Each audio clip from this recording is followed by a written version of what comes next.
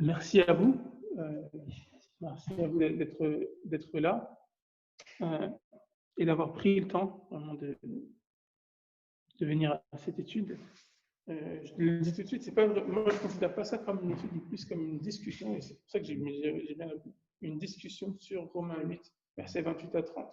Pourquoi? Pour deux raisons. Le format déjà qui a été donné pour cet été, donc c'était des discussions bibliques basées sur des discussions guidées, des discussions sur des éléments. Donc, contrairement à une étude biblique, je ne vais pas venir en vous donnant un tas de trucs que j'ai appris et en vous guidant sur des éléments. Là, on va ensemble discuter sur différents éléments et après on va venir à des conclusions. Évidemment, j'ai quand même fait des recherches que je vais partager. Mais la page d'accueil, donc le truc que vous avez vu qui s'appelle Appeler, c'est le seul support que vous allez voir. Je n'ai pas interprété avec d'autres éléments, j'ai juste des notes. Ça, c'est juste le premier truc. Le deuxième élément, c'est que bien sûr, qu'on soit chrétien ou pas chrétien, je pense on peut tous dire quelque chose, on a tous quelque chose à ajouter. Dieu nous a donné la possibilité de raisonner, de penser. Et donc, lorsqu'on lit un texte, on peut tous dire ce qu'on pense, on peut tous dire ce qui ressort et ainsi de suite. Après, il y a des choses qui peuvent être mises en lumière ou pas. Mais au moins, il y a cette capacité aussi de discuter. Et c'est aussi pour ça que je veux que ce soit avant tout une discussion. Et après, on regarde à la lumière de ce que d'autres écritures disent. Néanmoins, le fait qu'il y ait c'est un texte, j'ai pris un texte qui est court, j'aurais voulu prendre un gros texte, mais qui est court, parce qu'on est dans Romains 8. J'étayerai un peu plus tard, mais je pense que... Ah tiens, on a une personne connectée, salut, bonjour. Non, c'est moi. Ah, c'est toi. Oh, mince. Bonjour, je suis là quand même. C'est juste qu'on était sans arrêt de me retourner vers l'ordinateur qui enregistre. Mince alors. Ah, ok, c'est pas grave. Ah, bon, bonjour à toi, iPad. Et bonjour à vous qui écoutez sur Internet. Donc, bienvenue à cette étude biblique. C'est une discussion donc, sur Romains 8, versets 28 à 30, un texte qui est assez ciblé, néanmoins qui donne beaucoup de choses. On va développer tout ça. Alors, avant de commencer, on va prier. Donc, on va passer un petit moment dans la prière. Seigneur, merci parce que c'est toi qui diriges toutes choses. Et avant de commencer cette étude, nous voulons admettre cela. Nous ne sommes rien. Tu nous as donné la capacité de penser, de raisonner. Seigneur, nous ne sommes pas meilleurs que les autres parce que nous avons cette capacité, mais c'est uniquement par ta grâce que nous pouvons le faire. Et ce n'est pas parce que justement tu nous as sauvés aussi que nous sommes meilleurs, mais tu nous as encore une fois fait grâce. Et je vais admettre ça. En avance de face, je vais admettre ça, que je ne suis pas meilleur, que je n'ai pas plus de capacité. Mais par ta grâce et par ton esprit, donne-moi de regarder ce texte fidèlement et de voir aussi ce que toi, tu voulais transmettre à ton Église à travers ce texte. De nous révéler aussi les choses cachées, de nous révéler des clés de ce que toi, tu veux révéler, afin que, en tant que ton Église, on puisse grandir en sachant que c'est toi qui appelle, c'est toi qui prédestine, c'est toi qui fais toutes ces choses. Que c'est toi l'auteur, mais c'est toi aussi qui vas amener jusqu'à la fin. L'alpha et l'oméga, c'est toi, Seigneur. Je remets toutes les choses entre tes mains pour cette réunion, pour les discussions qui vont être faites. Je te remercie pour tous ceux qui sont là, pour ceux qui vont venir, mais aussi pour ceux qui vont écouter plus tard cette discussion. Et vraiment que ce soit quelque chose qui puisse être un gain pour eux, qui puisse leur apporter quelque chose, et quel que soit leur cheminement, Seigneur. Que ce soit quelque chose qui puisse aussi les challenger dans leur cheminement. Tout ça dans le nom de Jésus. Amen.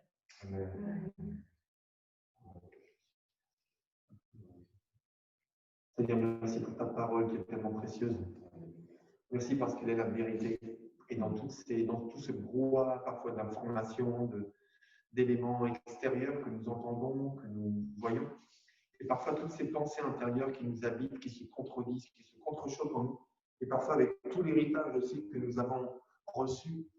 Seigneur, au milieu de tout ça, nous voulons placer ta parole qui est la vérité, ta parole qui ne se trompe pas. Seigneur, c'est toi qui dis et qui connais d'avance toutes choses, toi qui connais les circonstances présentes et futures, toi qui connais les causes et l'origine invisible même de toutes choses. Eh bien, toi, tu as parlé, tu parles encore aujourd'hui. Merci pour ta parole qui a des choses à nous dire ce soir et dans les jours à venir. Merci pour ce texte de Romains 8. Merci parce que tu vas encore nous nourrir avec elle ce soir, Seigneur. Merci, mon Dieu, pour Daniel, que tu as équipé, tu lui as permis de prendre le temps de préparer ce texte, de travailler différentes choses pour nous aider à progresser dans ta parole.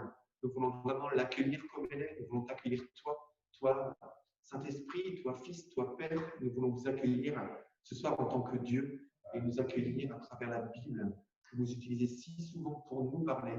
Bienvenue. Merci pour ta parole. Amen. Amen. Merci Père très saint. Merci pour ta parole, comme on dit les frères, Seigneur. Merci parce que c'est cette lumière à nos pieds, cette lampe sur notre sentier, Seigneur. Voilà, ce cheminement, Seigneur, qui nous rapproche de toi, qui nous amène à toi, Seigneur. Nous voulons vraiment être des disciples matures. Et pour cela, Seigneur, à la lumière de ta parole, nous voulons en tirer le maximum de nourriture, celle qui nous permet de nourrir, de grandir, de comprendre, de vraiment assimiler ce que toi tu veux pour nous, Seigneur. Et à travers ce texte de Romains 8, Seigneur, où toute chose concourt au bien de ceux qui t'aiment, Seigneur, qui sont appelés selon ton plan, alors nous voulons vraiment être de cela, Seigneur, et vraiment comprendre quel est ton plan pour nous, quelle est la signification de ce texte, que chaque frère et sœur qui interviendra pour pouvoir amener ce que l'Esprit lui a l'inspirer par rapport à ce texte, ce que même, comme a dit Daniel, même ceux qui ne sont pas chrétiens ont aussi un avis, et ça peut être enrichissant, Seigneur, parce que quand tu parles tantôt d'une manière, tantôt d'une autre, Seigneur, alors nous voulons vraiment laisser libre cours à toi, Saint-Esprit, pour que tu présides ce moment, que tu ouvres nos oreilles et que tu fasses tomber les écailles de nos yeux, que nous puissions voir exactement comme toi, Dieu, que nous voyons et comme toi tu vois, pour que nous puissions vraiment gagner en maturité.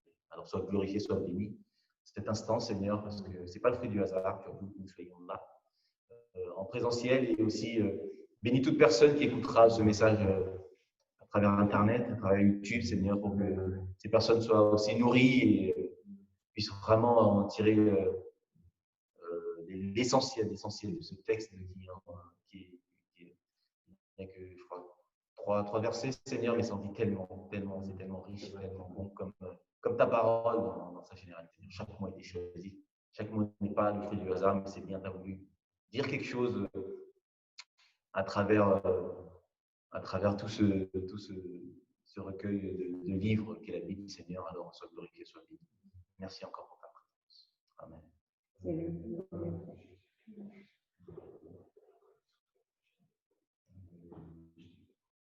Amen. Amen. Bon, alors le texte, est-ce que vous l'avez lu d'abord? Oui. Quelqu'un connaît par cœur? Début. C'est vrai que c'est un texte qui est quand même assez connu. Une partie de ce texte est assez connue. Et d'ailleurs, il y a un philosophe qui est aussi quelqu'un qui étudie la Bible, qui s'appelle Bart Ehrman, qui est athée. Il a écrit un livre qui s'appelle Misquoting Jesus. Mal paraphraser, misquoting, c'est quand tu paraphrases mal.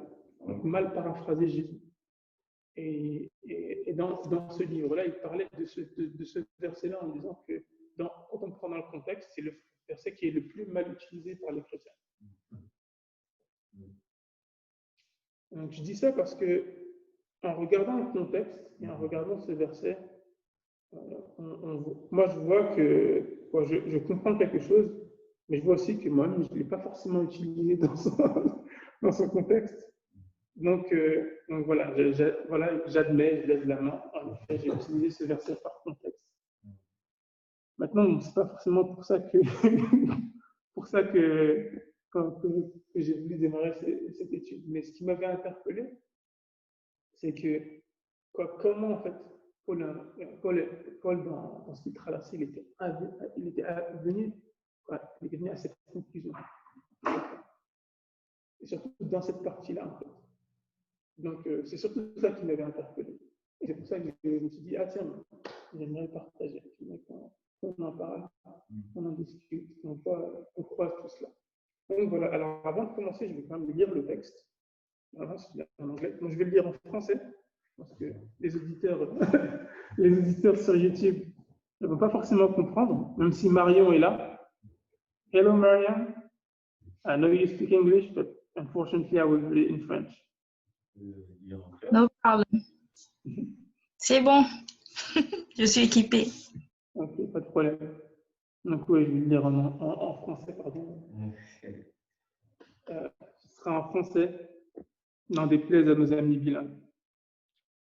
Alors, nous savons en outre que Dieu fait concourir toutes choses au bien de ceux qu'il aime, de ceux qui ont été appelés conformément au plan divin. En effet, ce que Dieu a connu d'avance, il les a aussi destinés d'avance à devenir conformes à l'image de son Fils, afin que celui-ci soit l'aîné de nombreux frères et sœurs. Ceux qu'il a ainsi destinés, il les a aussi appelés à lui. Ceux qu'il a ainsi appelés, il les a aussi déclarés justes, et ceux qu'il a déclarés justes, il leur a aussi donné sa gloire. Alors, c'est dans la version du Seigneur.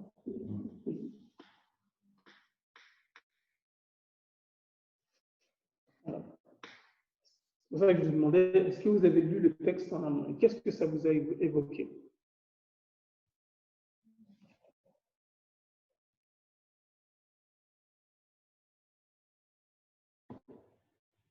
Beaucoup de choses.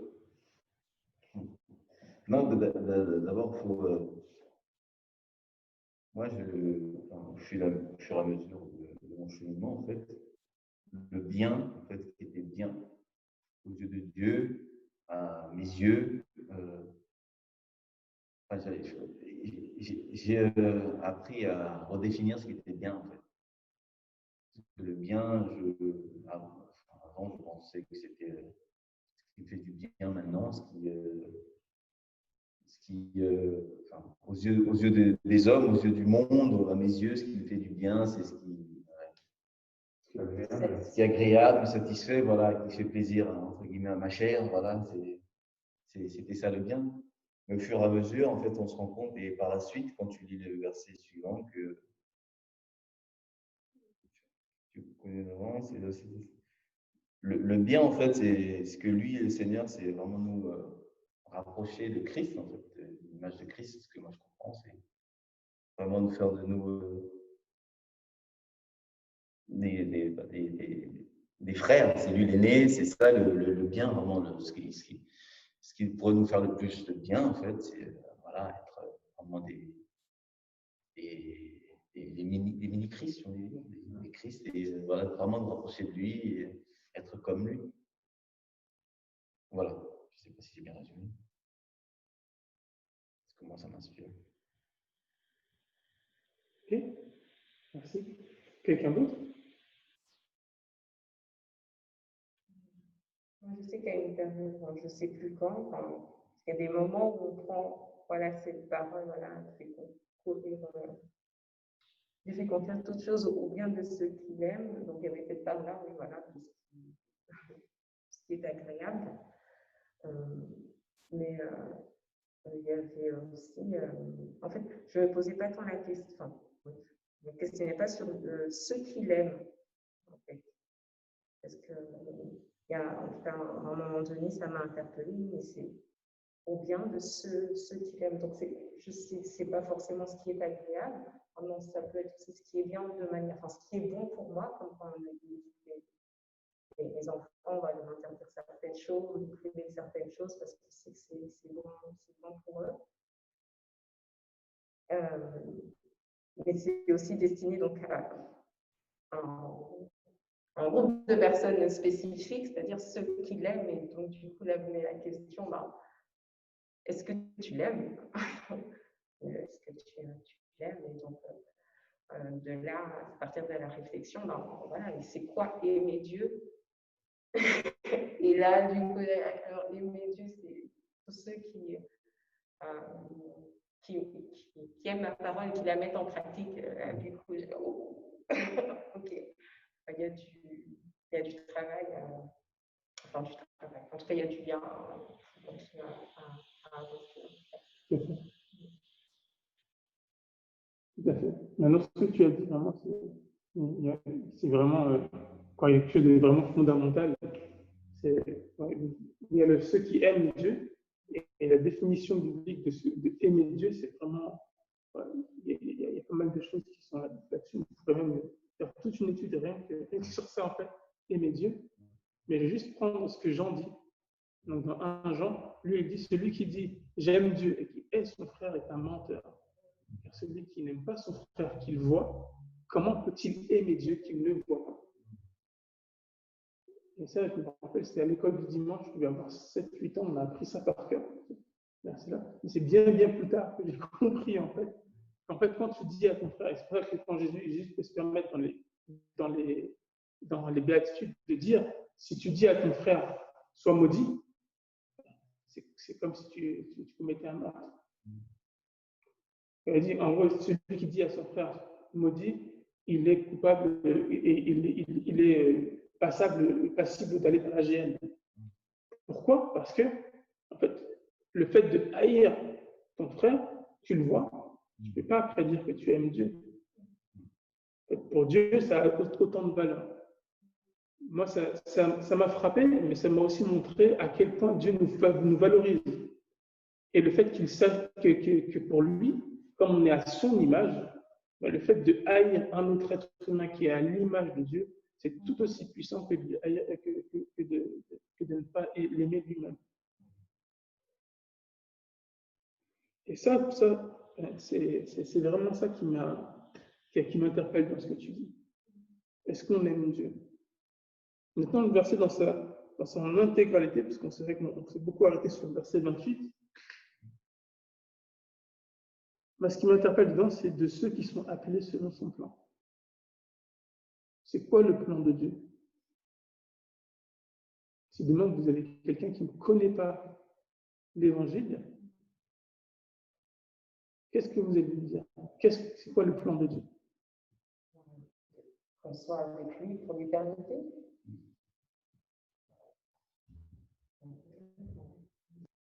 Vivre cette relation, une relation avec lui, une relation sincère et honnête, pas qu'on soit téléguidé, et son plan, c'est que vraiment qu'on apprenne à le connaître, à l'aimer, et voilà, et vivre avec lui pour l'éternité. Ok. Là, je vais me faire un peu, pour ceux qui ont l'habitude de faire des études avec moi, je me fais des fois un peu l'avocat du entre guillemets diable, que je donne des contre-arguments. Je ne vais pas faire ça, mais là, vous me donnez un objectif, en disant, voilà, la finalité, c'est ça, c'est vrai. Mais un plan, c'est un peu plus détaillé. Okay. Il y a un départ, il y a une arrivée, il y a différents éléments. En gros. Et en gros, dans ce verset, moi, je vois quasiment le plan de Dieu, c'est-à-dire tout ce qu'il y a dans la Bible de A à Z, du début jusqu'à la fin. Comment ça commence, comment ça termine? Qu'est-ce que Dieu envisage pour l'humanité? Et donc, c'est ça, en fait, que je vous demande. C'est quoi le plan de Dieu? Si quelqu'un qui ne connaît pas Dieu vous demande c'est quoi son plan, en fait, il vous demande qu'est-ce que Dieu a en réserve pour moi. Si vous lui dites une relation, c'est bien. Mais ce n'est pas tout le plan de Dieu, c'est une partie. Moi, je dirais, ce qui me vient là, c'est ok, on met les choses à plat, on fait la paix. on fait la paix. Bon, je vais recommencer. En fait, voilà, en gros, il voudrait passer sa vie avec nous. Il y aura une super fête. Il y aura une super fête pour ça. tu es invité. Pour l'instant, tu n'as pas tout ce qu'il faut.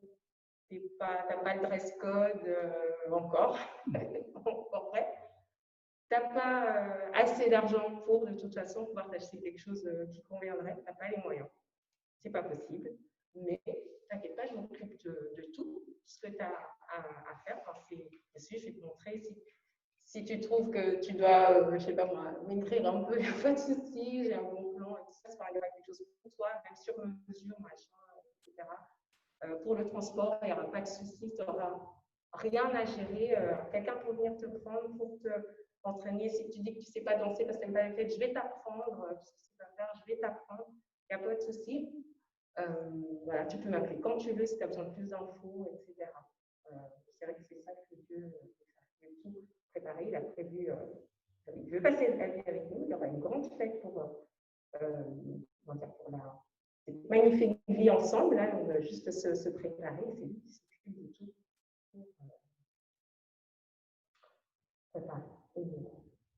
Et donc, dans cette magnifique vie, on ne manquera jamais de rien.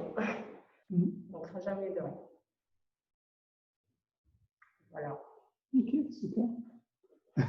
Ça fait envie, en tout cas. Ça fait envie, ça fait envie. Je pense que ça fait un peu comme. En fait, ça fait l'évangile vendeur. Un peu. J'aime bien. Façon jeune. En fait, c'est comme. J'ai fait un jour lors d'une étude, un groupe de maison, en disant un passage dans Ésaïe, donc, que la parole de Dieu ne revient pas à lui sans avoir produit son effet. En fait, ce jour, je ne sais pas pourquoi ce jour-là, en fait, ça a fait comme en fait, c'est ce jour-là où j'ai compris que ce truc, c'est une invitation, en fait. C'est une invitation qui nous envoie, nous, on a juste à répondre, en fait. Parce que quand tu envoies une invitation à quelqu'un, même si toi, tu as déjà tout préparé pour ta fête, tant que la personne ne te répond pas, et figure pas parmi la liste des invités. Eh oui, c'est pas ma guest list. Alors qu'il faut être dans la guest list. C'est vrai que c'est très intéressant. Est-ce que, alors, du coup, le plan de Dieu, vous êtes d'accord? Vous avez quelque chose à ajouter?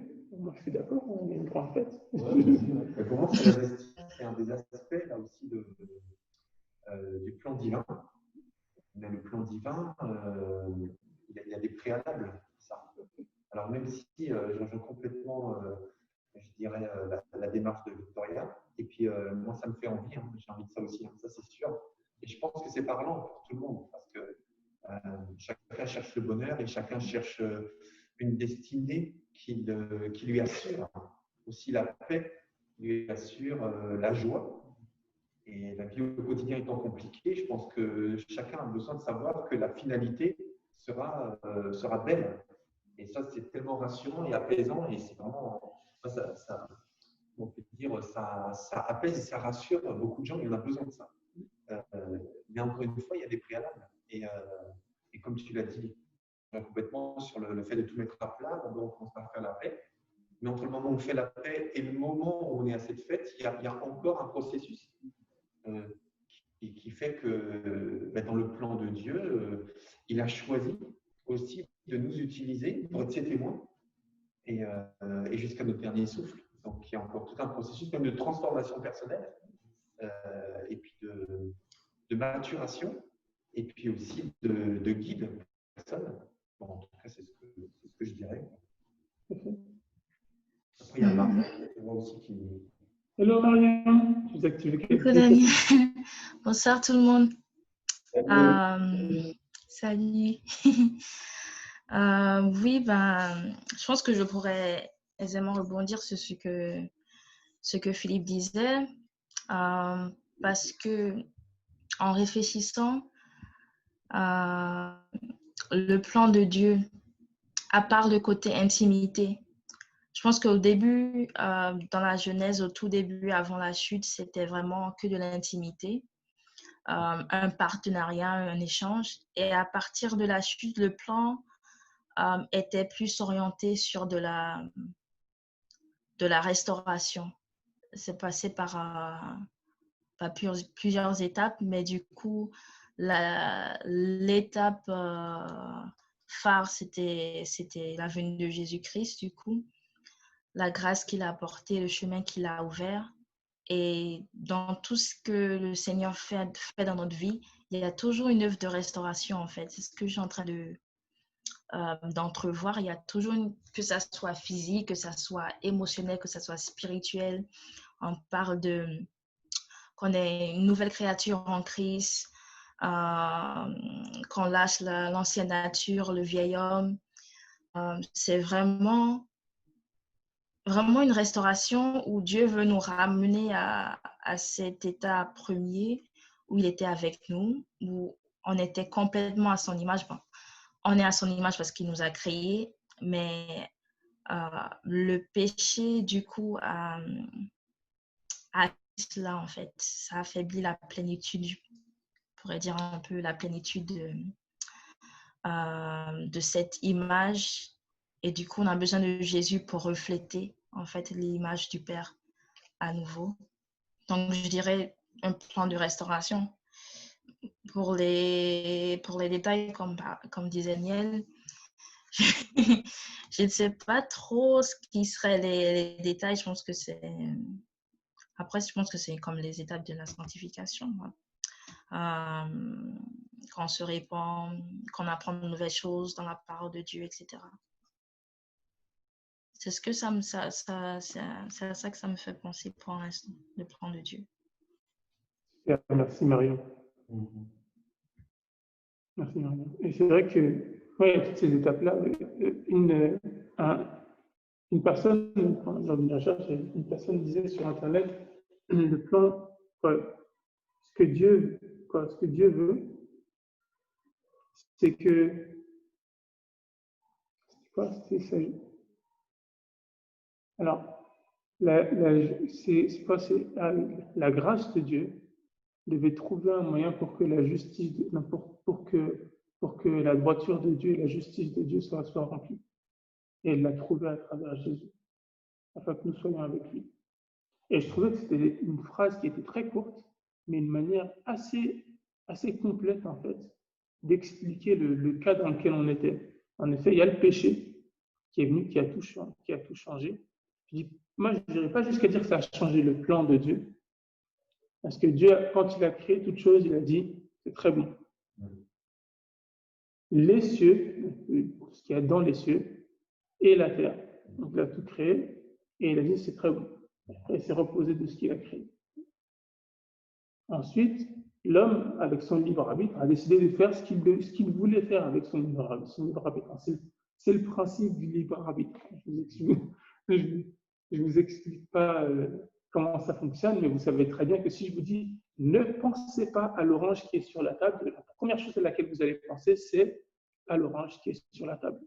C'est comme ça. Même le cerveau même a du mal à penser à la négation. Enfin, il ne comprend pas la négation, mais l'idée, c'est que quand on dit non, ne fais pas ça, ben, on va vouloir le faire. Et donc maintenant, quand on a ce vouloir, ben, il y a le choix. Est-ce qu'on choisit de le faire ou pas? L'homme a choisi de désobéir. À partir du moment où il a choisi de désobéir, derrière, il y a eu des conséquences. Et ces conséquences, elles ont été pour toute l'humanité. Toute l'humanité a ce fardeau. Maintenant, ces conséquences-là, est-ce que ça a changé le plan de Dieu? Je pense que non. Parce que quand on parle de Dieu, j'aime bien donner cette définition de Dieu, c'est quelqu'un qui est en dehors du temps. Si un scientifique veut définir Dieu, il dit ok, c'est quelqu'un il faut que, pour qu'on puisse dire qu'il est vraiment Dieu et qu'il a tout créé, donc ça veut dire que le temps, l'espace et la matière, c'est lui qui les a créés. Donc pour avoir créé ces trois éléments-là, il faut qu'il soit en dehors de ces éléments-là. Donc par définition, Dieu est en dehors du temps. Dieu n'est pas matériel, donc il est intemporel, il n'est pas matériel, et il ne peut pas être contenu dans l'espace. Ce sont trois éléments qui sont par définition ce que Dieu est. Donc, vu que c'est ça par définition, Dieu sait ce qui va se passer. On ne prend pas par surprise, puisqu'il est en dehors du temps. Donc, il n'a pas changé son plan, en fait. Son plan était toujours le même, mais l'être humain a fait ce qu'il avait à faire, et Dieu savait ce qu'il avait à faire aussi. Mais ce qui m'a interpellé, c'est que la première réponse, est très rapide. Donc, première réponse, au jardin d'Éden, on vous donne des habits de bêtes. Ça m'a un peu surpris, parce qu'à cette époque-là, il ne faisait pas des sacrifices. Mais Dieu lui a donné des habits de bêtes. Donc, il y a eu un sacrifice qui a été fait. Et derrière, l'histoire continue avec Seth est né et la lignée continue, ainsi de suite. On a l'épisode d'Enoch qui marche avec Dieu, puis on continue. Et on se rend compte que Dieu cherche une relation avec nous. Il cherche à établir une relation avec nous, il cherche à établir une connexion. Ce n'est pas forcément bien compris, bien écouté jusqu'à Abraham, et après ça s'accélère. Et ça va de plus en plus jusqu'à ce que ça culmine avec Jésus-Christ. Et là, on comprend. Quand Jésus est ressuscité, là, on comprend. En fait, c'est lui qui venait accomplir exactement ce que Dieu voulait. Donc, le plan de Dieu, en fait, il s'exprime vraiment à la personne de Jésus-Christ. Il est compréhensible pour nous uniquement à la personne de Jésus-Christ. Si on ne comprend pas ce que Jésus a fait et pourquoi il est venu, ben, le plan de Dieu, on l'a loupé. Et derrière, bien sûr, il continue à s'exprimer et il se finalise uniquement lorsqu'il se finalisera quand Jésus reviendra. Donc, il y a une grande partie du plan de Dieu qui reste en suspens. On est en attente. D'ailleurs, la terre entière est en attente. Il le dit un peu plus loin dans le même chapitre de Romains. Elle est en attente. Il est en attente de l'avènement des fils de Dieu, mais pas que. Il est aussi en attente du retour du Fils de Dieu. Donc, je dis ça pourquoi cette définition un peu du plan de Dieu, c'est important. Parce que c'est toute chose, quand Dieu fait concourir toute chose, donc Dieu fait travailler. Il y a une version qui s'appelle Parole de vie qui dit que toute chose travaille. J'aime bien ce terme, c'est un peu plus terre à terre, mais ça nous parle plus que concourir. Et Dieu fait travailler toutes les choses pour le bien de ceux qu'il aime. Pour ceux qui sont appelés selon son plan, selon son dessein. Donc là, on voit que dans le plan de Dieu, il y a nous.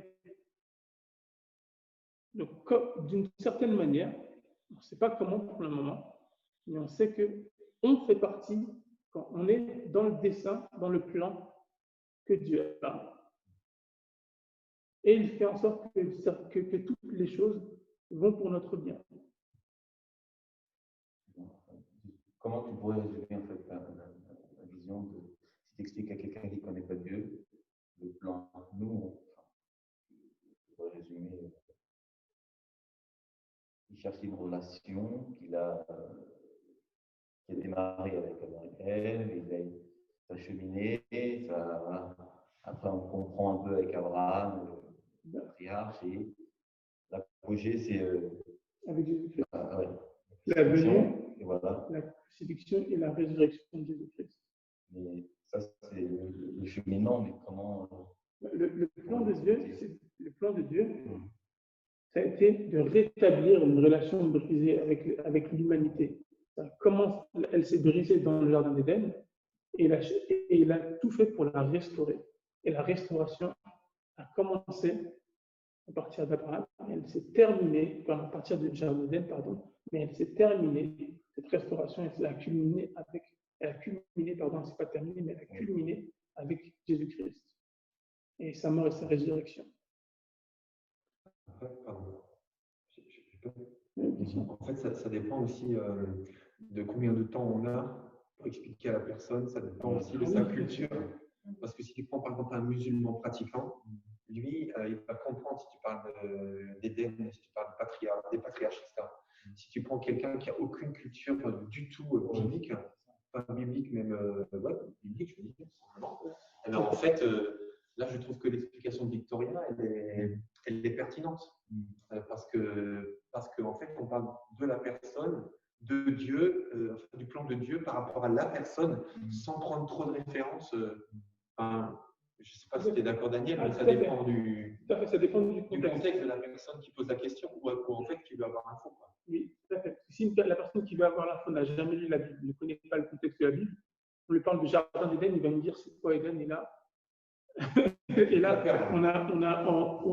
ou bien ça demandera d'autant plus d'explications, il va rentrer dans une sorte de cercle vertueux où il va falloir expliquer beaucoup plus, en effet. Mais, oui, c'est vrai qu'il faut éviter un peu le jargon. Mais la personne qui connaît la Bible, on pourrait lui dire, OK, ça a commencé là, ça se termine là avec les références bibliques. La personne qui ne connaît pas la Bible, Dieu cherche à restaurer une relation brisée par nos ancêtres. Et il l'a fait à travers son Fils. Donc il est venu lui-même en fait restaurer cette relation brisée. Mais et nous devons, pour que ça puisse avoir un impact sur nous, nous devons accepter ce qu'il a fait et marcher dans ce qu'il a fait. Parce qu'il y a une partie qui est très personnelle dans le plan de Dieu. Maintenant, si je peux me permettre, j'ai remarqué aussi qu'il y a des gens qui ont une vue très courte. C'est-à-dire que pour certains, les ancêtres, ça va leur parler. Vraiment, c'est parfait. Et d'autres, ils n'arrivent même pas à entrevoir leur positionnement ou leur responsabilité par rapport à leurs ancêtres. C'est-à-dire que pour certains, ils se disent ouais, mais si mes ancêtres ont brisé la relation, c'est pas de ma faute. Donc pourquoi est-ce que moi je dois avoir des problèmes avec Dieu alors que moi j'ai rien fait en fin de compte. Et moi je vous recommande aussi d'ailleurs si vous avez Netflix de regarder le deuxième spectacle de Farid. Farid, je ne sais pas si vous connaissez l'humoriste. En fait, il a fait un spectacle qui s'appelle Hexagone, son dernier spectacle, et qui est en 2 parties. Et la deuxième partie, c'est de l'or. En fait, c'est de l'or. Même qu'on la regarde ici en partie, juste 15 minutes, parce qu'en fait, il se positionne totalement dans il se met à la place de quelqu'un qui ne croit pas en Dieu, mais qui n'a jamais critiqué Dieu. Donc, en fait, comme il ne s'est pas positionné contre Dieu ou pour Dieu, il suppose que lors du jugement, eh bien, il va pouvoir revendiquer le droit d'avoir jamais rien dit contre Dieu. Et que ça va être suffisant pour pouvoir lui donner le droit d'entrer dans la présence de Dieu parce que lui, il n'a jamais fait de mal à Dieu. Et donc, oui, ce que je voulais dire, c'était par rapport aux ancêtres. Enfin, moi, j'ai discuté des fois avec des gens à qui ça ne leur parlait pas du tout. Et qui disent je suis une bonne personne. Voilà. Et moi, j'ai rien fait, en fait. Donc, je ne peux pas payer pour les autres. Oui, mais et c'est là où, justement, Jésus vient un peu casser un peu tout ce que nous, on pense. Parce qu'en fait, on est tous, et je l'apprends, ce n'est pas une nouvelle pour vous, mais sur Internet, peut-être qu'ils vont l'apprendre, on est pire que ce qu'on pense. Et les psychologues le savent, on est tous pire que ce qu'on pense. Et il suffit qu'on arrive dans un mauvais jour et on peut se retrouver à faire des très mauvaises choses. Et là, on se dit, ah, j'aurais jamais cru que j'étais capable de faire ça. Mais en fait, si, on est tous capables de faire ça. Et on peut même aller beaucoup plus loin que ce qu'on pense. Et il y a des psychologues qui sont plus pessimistes que d'autres. Néanmoins, la nature humaine, elle est comme ça. Elle est comme ça. Dans certaines conditions, l'être humain est capable de faire des très mauvaises choses. Et donc, nous, on pense qu'on est une bonne personne. Et Jésus lui dit, non, en fait, est-ce que si tu regardes une fille avec envie, tu as déjà commis un adultère. Si tu dis à ton frère maudit, tu as déjà commis un meurtre. Donc, laisse la première pierre. Donc, à partir de ce moment-là, en fait, même dans la pensée, à partir du moment où tu as fait ça, tu as commis quelque chose contre Dieu. Donc, c'est vrai qu'en théorie, j'ai rien dit de mal, ça passe. Sauf que dans la justice d'aujourd'hui, oui, ça passe. Mais on sait très bien que ce n'est pas une justice complète. Et il y a tellement de gens qui sont coupables qui malheureusement passent entre les mailles de cette justice incomplète. Sauf qu'on parle d'un Dieu qui est omniscient et qui est juste par définition. C'est-à-dire le standard de justice, c'est lui. Donc il ne peut pas laisser passer même les petites choses comme les pensées. Et surtout qu'en fait, à ses yeux, le péché, ce n'est pas seulement le mal qu'on fait ou qu'on pense, mais c'est aussi le bien qu'on ne fait pas, qu'on aurait dû faire. Et ça, souvent, on l'oublie parce que pour nous, péché, c'est mal, quoi. Mais péché, c'est aussi bien non accompli. Et là, on n'a aucune chance, quoi, devant Dieu. Tout être humain, c'est pour ça que Paul a pu dire que personne n'est parfait, pas même un seul. Qu'est-ce qu'on veut faire face à un tel standard de perfection, quoi. C'est vrai. C'est vrai. C'est la question que moi je me suis posée. Wow, quand tu vois que le plan de Dieu, tu fais, mais attends, et tu réalises après, moi, quand je disais ce verset que j'ai étudié pour aujourd'hui, je me suis dit, mais en fait, quand je me suis réétudié, je me suis dit, est-ce que j'aime Dieu comme je devrais l'aimer? Est-ce que je mérite d'être dans son plan? Ça, c'est l'un des trucs qui m'a fait revenir sur moi, me dire, est-ce que je mérite d'être selon son plan? Et Dieu va plus loin. Il les a choisis d'avance. Il a aussi décidé d'avance de les rendre semblables à son Fils. Après, le terme, ça dépend. Certains utilisent le terme aîné, afin que celui-ci soit l'aîné de plusieurs frères. D'autres utilisent le premier de plusieurs. Ça, c'est un titre honorifique, en fait. C'est-à-dire qu'il est le premier. C'est-à-dire qu'il a promis, il a appelé promis. Il a dit, voilà, j'ai, et puis donc tous les autres passent derrière. En fait, c'est ça que ça veut dire. Mais ça veut dire aussi qu'il a, c'est un titre honorifique, mais c'est aussi un titre qui veut dire énormément de choses dans un contexte hébreu.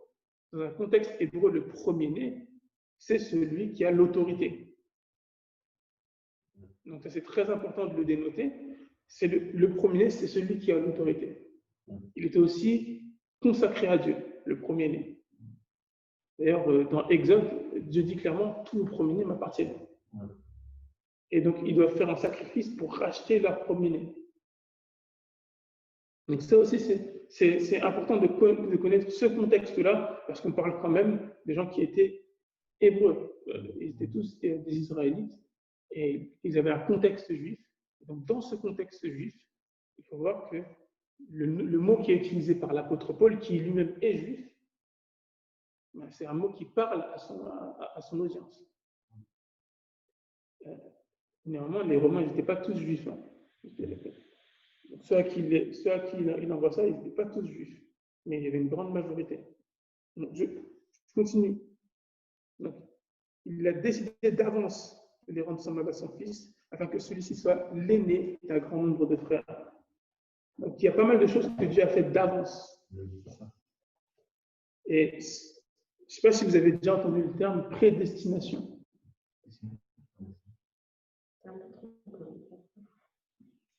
Pourquoi? Je pense que je m'attendais à ça. Pourquoi? Non, parfois, c'est souvent quand je commence à réfléchir. Est-ce que vous avez déjà entendu le terme la nature nourrit? C'est-à-dire que c'est ce qu'il y a, notre environnement fait ce qu'on est. Ou bien vous êtes ce que vous mangez, par exemple. Notre environnement fait ce qu'on est.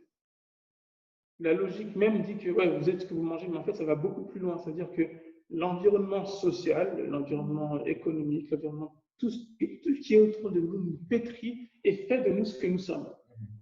En termes purement cartésiens et purement aussi, comment dire, on ne pense pas à tout ce qui est spirituel et autres. On parle uniquement terre à terre. Toi, je te mets dans un environnement quand tu es bébé et je peux prédire comment tu deviendras. C'est ça que ça veut dire en fait. Et ça, il y a des métriques qui sont en effet très tangibles et on peut même mesurer à quel point une personne qui est dans tel environnement, plus tard, on sait qu'avec telle probabilité, il a telle probabilité de devenir quelqu'un qui va rentrer dans telle catégorie. C'est troublant quand on voit ces statistiques. Et donc, par exemple, d'ailleurs, ce sont des statistiques qui sont utilisées par les personnes qui ne croient pas en Dieu. Parce qu'ils disent clairement, non, regardez, l'être humain ne change pas, c'est la nature qui le définit. Regardez, vous avez un enfant qui naît dans un pays pauvre, dans un endroit où il y a une extrême pauvreté, sa chance de devenir riche, elle est quasiment nulle. Comment on peut dire l'inverse de ça? Et là, on voit que Dieu a prédit des choses d'avance. Il a prévu des choses d'avance, donc il y a une prédestination. Le terme, il te trouble, pourquoi en fait? Parce que ça pose aussi du coup la question du lire du principe. Okay. Et du coup, après la réflexion, elle va trop loin. Oui. Alors, justement, dans cette optique-là, j'ai essayé de faire un pied de nez à cette réflexion, parce qu'en effet, on peut très bien rentrer dans des très, très philosophiques, des discussions philosophiques. J'aime bien les discussions philosophiques. mais je pense qu'elles ont leur place. Et ce n'est pas ce moment-là, ce n'est pas dans une étude biblique qu'on va faire une discussion philosophique. Et si ça n'amène pas quelqu'un à comprendre quelque chose, ben là non plus aussi ça n'a pas sa place. Donc j'ai essayé d'y penser en me disant, ok, qu'est-ce que ça veut dire en fait? Prédestination, c'est-à-dire qu'il y a le pré, donc avant, et destination, donc l'arrivée. Donc il connaît l'arrivée avant. C'est-à-dire ça en fait. Donc il a défini l'arrivée avant. Il connaît avant. Et quand c'est que Dieu est omniscient, c'est-à-dire qu'il sait tout. Et comme je le disais tout à l'heure, il est en dehors du temps. Donc il n'est pas pris par surprise parce que tout simplement il est en dehors. Imagine-toi un peu. Ah oui, vous avez un enregistreur par exemple. Imaginez-vous que demain, par exemple, il y a un match de foot. Patrick veut absolument voir ce match de foot. Normal. Et malheureusement, il ne peut pas, il est à l'école du ministère, il a un truc, il a un empêchement, il est avec les enfants, il ne peut pas. Il l'enregistre. Et pendant qu'il est sur le chemin pour rentrer, il dit, je veux voir le match, c'est bien, il ne connaît pas le score. Et là, Philippe l'appelle et lui dit, en fait, tu as vu ce match, le score 0, il y a telle personne qui a marqué, c'était super. Maintenant, il est un peu embêté. Il connaît le match à l'avance. Il connaît même les actions principales. Mince. Est-ce que ça veut dire, la vraie question, ce n'est pas de savoir s'il connaît le truc à l'avance. La vraie question, c'est, est-ce que le fait que Patrick connaisse le score à l'avance et les actions à l'avance, ça change le libre arbitre des joueurs qui sont sur le terrain lorsqu'ils regardent le match? Mais c'est une vraie question. C'est une vraie question, mais c'est ça la question qu'il faut qu'on se pose. Si la prédestination, parce qu'en fait, en disant tout est prédit d'avance, si Dieu voit tout à l'avance, ça ne veut pas dire qu'il nous empêche de faire ce qu'on veut faire. Il sait quoi. Il sait. Et je vais te donner un exemple encore plus parlant. Tu as ton enfant, donc la petite s'appelle Sarah, si je ne me trompe pas. Sarah, des fois, tu la vois marcher, tu vois qu'elle va tomber. Tu sais que si elle fait ça exactement et qu'elle continue de cette manière, elle va tomber. Donc là, tu es dans une optique où tu es omnisciente, que tu vois exactement ce qui va se passer. Tu vois le fil conducteur, tu sais très bien qu'elle va tomber. Et tu vois qu'en continuant à faire cela, elle va tomber de cette manière-là. C'est plus ou moins mal ou pas. Et à ce moment-là, tu peux décider d'intervenir ou pas. Mais là, c'est ton libre choix. Mais tu peux très bien aussi lui dire à l'avance, attention, tu vas tomber. Bien peut-être mettre un coussin à l'endroit où tu penses qu'elle va tomber et puis elle tombe dessus comme par hasard. Mais en fait, à ce moment-là, tu vois ce qui va se passer. Tu vois toute la frise et tu décides ou non d'intervenir là-dedans. Dieu il est comme ça, il voit en fait. C'est comme si tu avais une frise chronologique devant lui et il voit tout ce qui se passe. Mais l'intervention, c'est à lui de décider de la faire. Et quand Dieu intervient, c'est Dieu qui intervient en effet. C'est toujours spectaculaire, miraculeux. On sait exactement quand Dieu intervient. On voit la différence. Néanmoins, est-ce que ça nous empêche, nous, de faire quelque chose? Non. Jusqu'à preuve du contraire. Sinon, le monde serait complètement différent.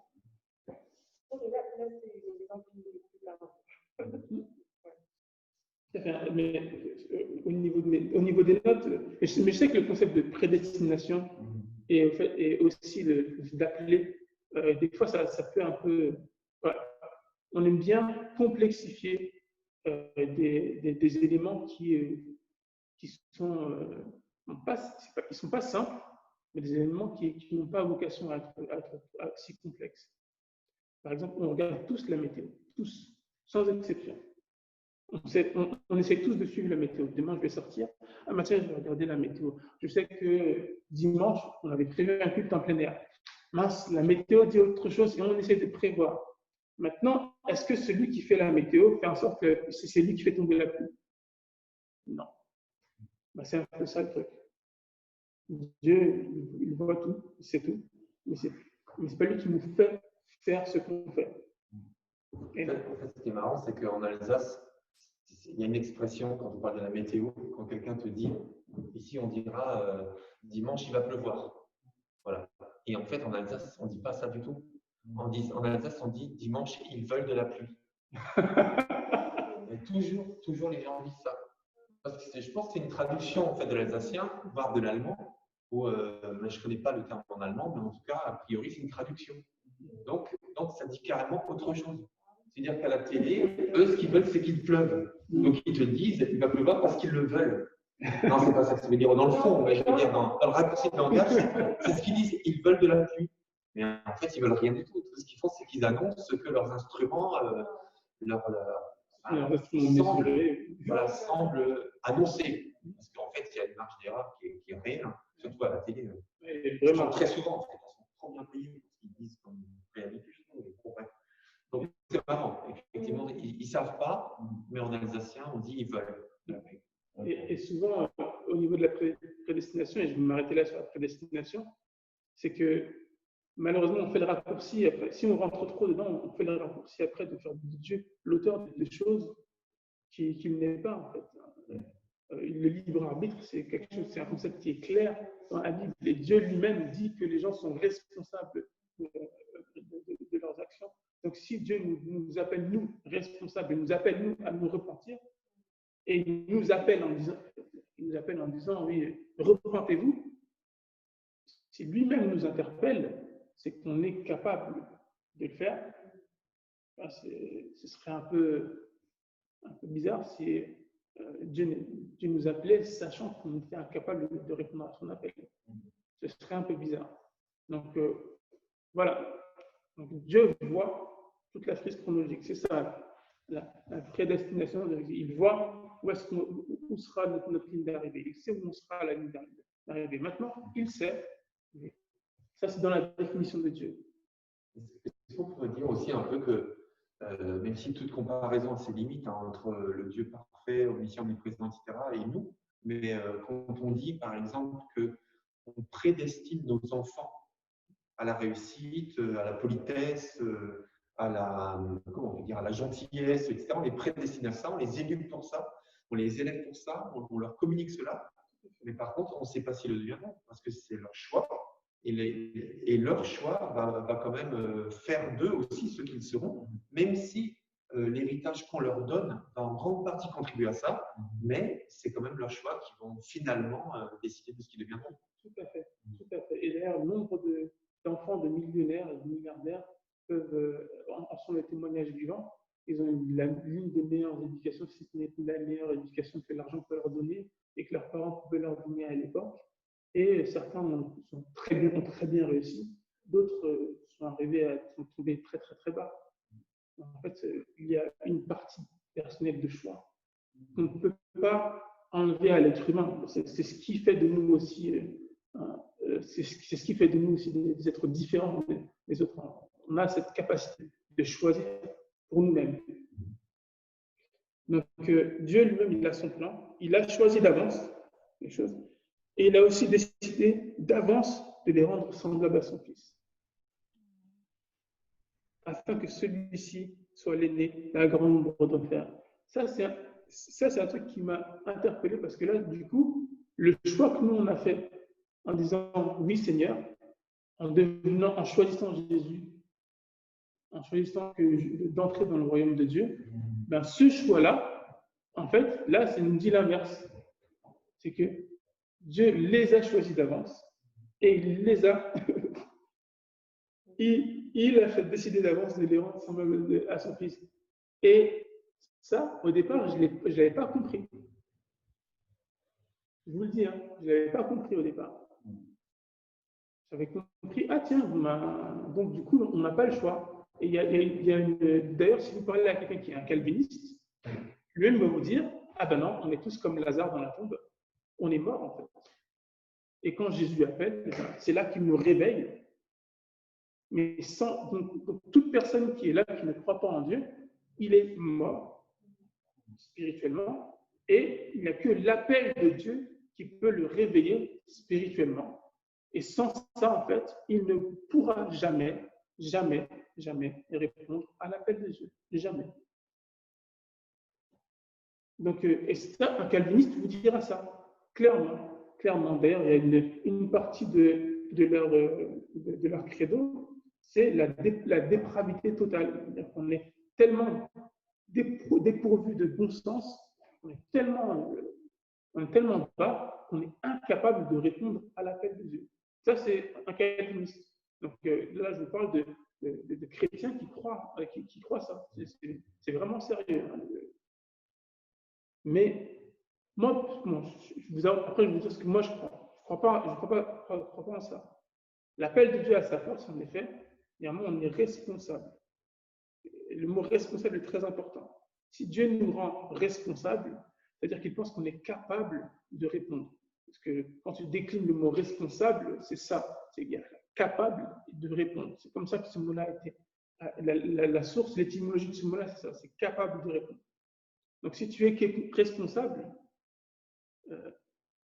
il y a un problème. Si Dieu t'appelle en tant que responsable, mais qu'après toi, tu penses que tu es incapable de répondre sans Dieu.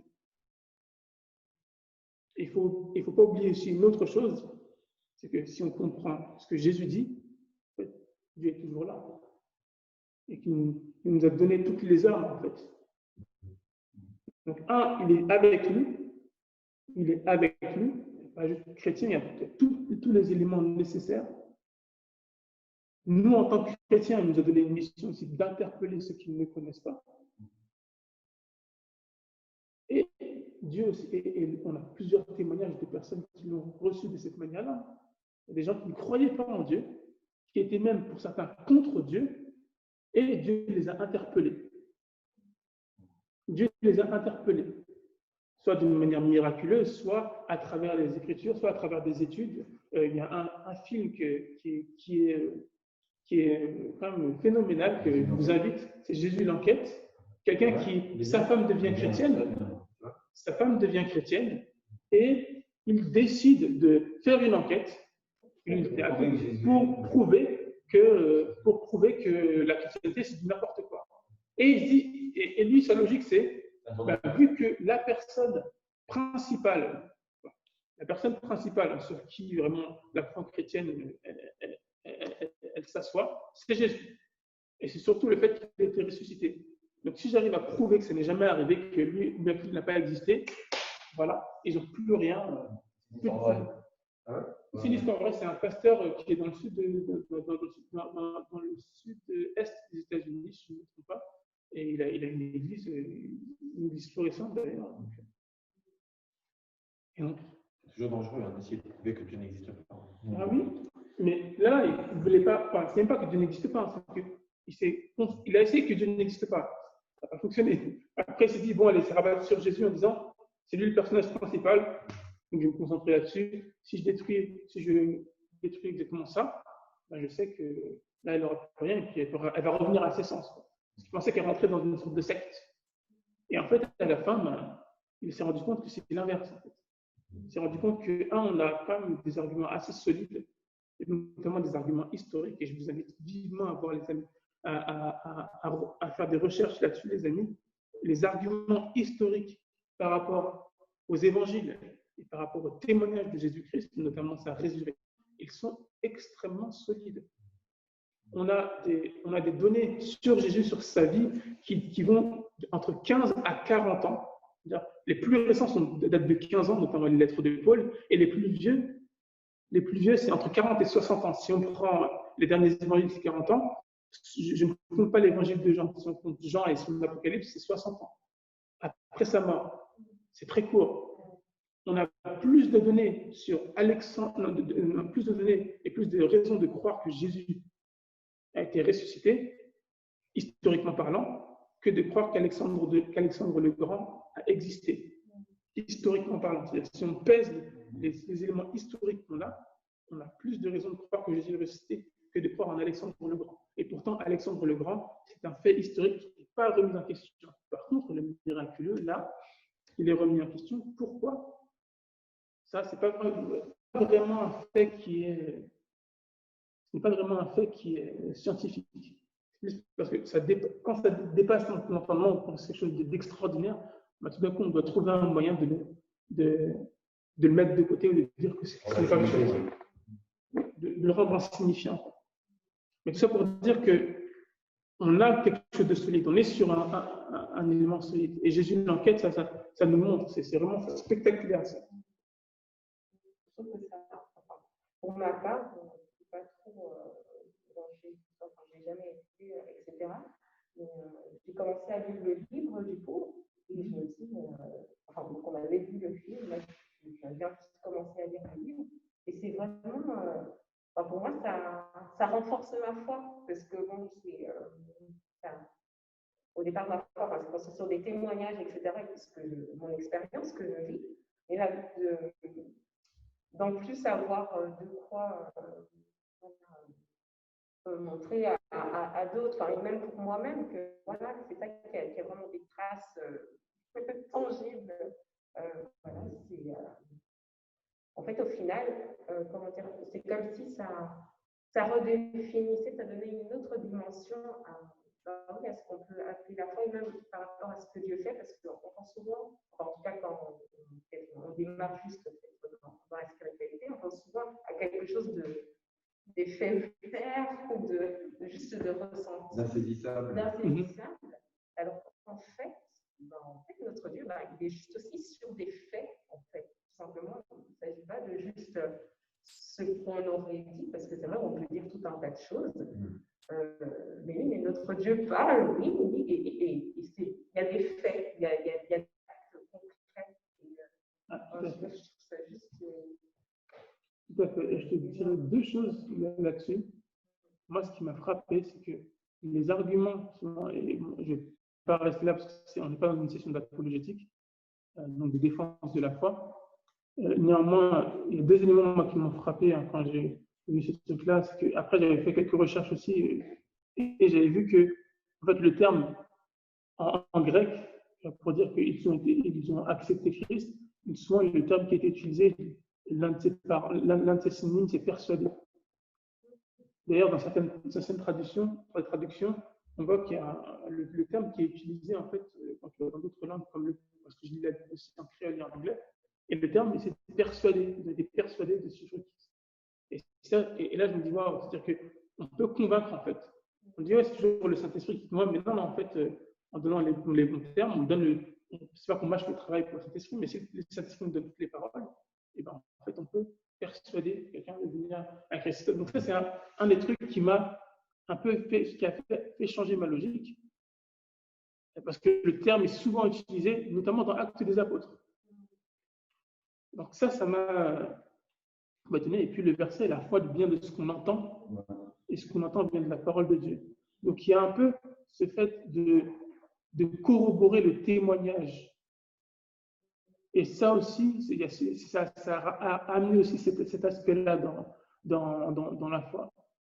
Et Paul l'utilise quand il dit, et je vous donnerai les références dans mes notes, à la fin je vous enverrai toutes mes notes, mais Paul lui-même il le dit, il dit, Jésus il est ressuscité et il est apparu à plusieurs, demandez-leur, certains sont encore en vie. Et là tu te dis, waouh, vérifier quoi, je veux dire, allez-y. Et là tu te dis, waouh, on a des gens qui disent clairement, Jésus est ressuscité, c'est un fait, il est apparu à Jean, il est apparu aux disciples, et ensuite à moi à la fin comme on voit qu'il montre un peu d'humilité en disant ça. Il dit certains sont encore en vie. Donc il invite les gens à dire parmi vous, demandez à ceux qui ont vu Jésus, qui l'ont vu ressusciter. Parce qu'il y a des gens qui viennent avec des théories un peu farfelues au niveau de Dieu, notamment l'hallucination collective. Et voilà, c'est difficile, c'est des théories très difficiles, mais on fait tout pour enlever en fait le miracle, parce qu'on n'arrive pas à l'expliquer. Ce que tu dis là, ça me fait penser aussi à 2 Corinthiens 5:11, où Paul dit, connaissant donc la crainte du Seigneur, nous cherchons à convaincre les hommes. Donc clairement, il avait une ambition qui était là. Il ne voulait pas juste présenter la foi, mais il voulait amener au salut. Et comme tu dis, même s'il était conscient que c'est que l'esprit qui peut convaincre, mais à travers la prière, le témoignage, ses déplacements, enfin, il risquait sa vie constamment parce que son objectif était d'amener à la conviction. Donc là aussi, comme tu dis, eh bien, il savait qu'il y avait une part personnelle où on pouvait construire aussi un raisonnement qui pouvait quand même corroborer, comme tu dis, le témoignage. Tout à fait, tout à fait. Donc, on ne peut pas oublier qu'on a un rôle à jouer avec Dieu. Et Dieu nous. En fait, on a tendance à minimiser. Soit on minimise ce que Dieu nous donne, et on pense qu'on peut tout faire tout seul. Soit c'est l'inverse. On dit que Dieu doit tout faire et que nous, on ne doit rien faire. C'est ça, un petit peu des extrêmes. Et en fait, la réalité, elle est entre deux. Dieu nous a donné les armes à travers sa parole, et tout est écrit, tout est fait. Et bien sûr, il y a une partie où il faut se laisser guider par Dieu lui-même, hein, il y a le Saint-Esprit. Mais il y a cette partie réelle où on a tous les arguments, non seulement en termes, dans la parole, mais aussi historiquement parlant, scientifiquement parlant. Nous avons des vrais outils qui nous permettent de dire oui, Dieu existe, oui, Jésus a existé, oui, voilà.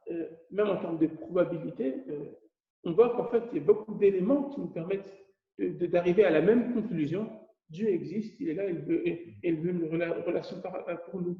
Je termine avec ce dernier point, c'est l'argument de l'intelligence que les frères Bogdanov avaient fait. C'est en disant oui, le fait qu'il y a une information et que cette information elle est utilisée, ça montre qu'il y a une intelligence qui existe. Voilà. Donc, juste un élément. Eux, ils n'ont même pas déduit que Dieu existait avec d'autres éléments, ils ont juste dit le fait qu'il y ait de l'information. Que nous, on arrive à transmettre, qu'il y ait de l'information qui puisse être transmise, ainsi de suite, et des lois qui sont assez précises. L'information, tu veux dire quoi, dans l'univers ou dans le... Ah oui, dans l'univers. Okay, le fait qu'il y ait des règles, il faut qu'il y ait un système. Un système et de l'information. On peut se faire passer des messages, même on sait que les animaux aussi peuvent se faire passer des messages. Il y a toutes sortes d'informations qui peuvent se faire passer.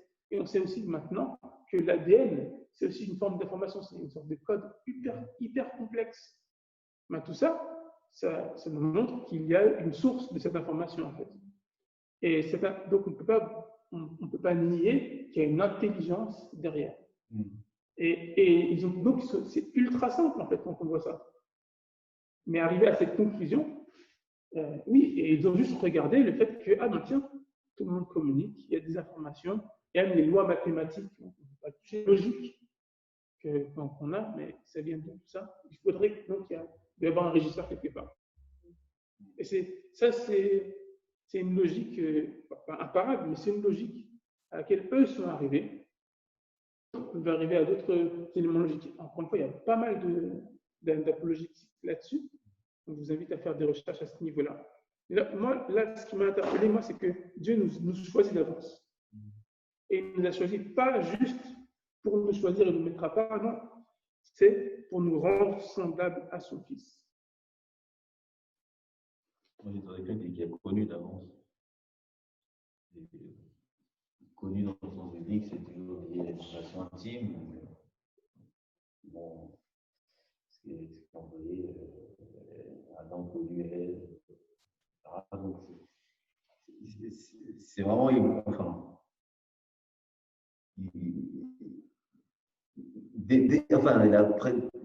avant même qu'on soit, il nous aimait, il nous a vraiment connus de manière très intime et il nous a destinés d'avance à devenir conformes à l'image de son Fils. Moi, je trouve ça fort, en fait. Le connu, c'est pas juste distant, c'est vraiment très, très, très intime. Il y a une sorte de... on voit qu'encore une fois, il y a le terme relation qui revient. Moi, j'aime bien ce truc-là parce que quand je lisais ce verset, en fait, dans mes recherches, j'ai vu que Jésus a fait la même chose avec ses disciples. Quand il leur a dit, ce n'est pas vous qui m'avez choisi, c'est moi qui vous ai choisi. Et sur une partie, il les a choisis, en effet, en disant, viens sur moi, viens sur moi, viens sur moi. Mais il y a une part indéniable où ils ont cette responsabilité de dire oui et de prendre leur claque et de le suivre. Donc, ceux qui ne le font pas, et notamment lorsqu'il y a les 72 et qu'il leur dit, il dit des choses assez offensantes et qu'ils le quittent tous, et à ce moment-là, ils se retournent vers les 12 et disent, et vous ne partez pas? Et là, il dit, mais où irions-nous? C'est toi qui as les paroles de la vie éternelle. Donc, il y a cette partie aussi, cette part de responsabilité qu'ils avaient de rester. Mais Jésus peut leur dire aussi, je vous ai choisi. C'est là aussi on voit pour moi, c'est pour ça que je disais que c'est Jésus vraiment qui est le liant et qui est le lien.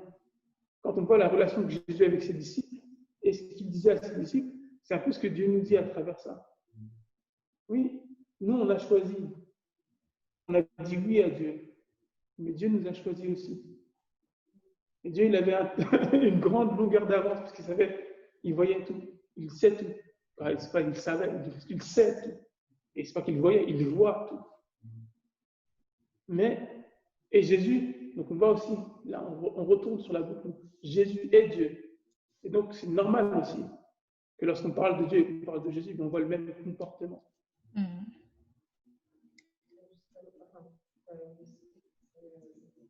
Le passage dont tu viens de parler, quand il a appelé les disciples, ils ont, pour la plupart en tout cas, répondu directement. Ils l'ont suivi. Moi, ça m'a souvent questionné. Je disais, comme ça, enfin, je veux dire, aucune question, ils y vont. Et du coup, en fait, là, avec ce que disait Patrick, le fait qu'il est. Ce que Dieu a connu d'avance, du coup, je me dis, en fait, généralement, tu suis comme ça d'emblée quelqu'un que tu connais déjà. Donc, je me dis, est-ce que, sans doute par rapport aux Écritures, et comme aussi Jean-Baptiste aussi a annoncé Jésus, en fait, il le connaissait. En fait, il se connaissait déjà, connaissait en fait déjà Christ pour le suivre comme ça, spontanément, sans poser de temps. Ouais, ok, je t'attendais en fait.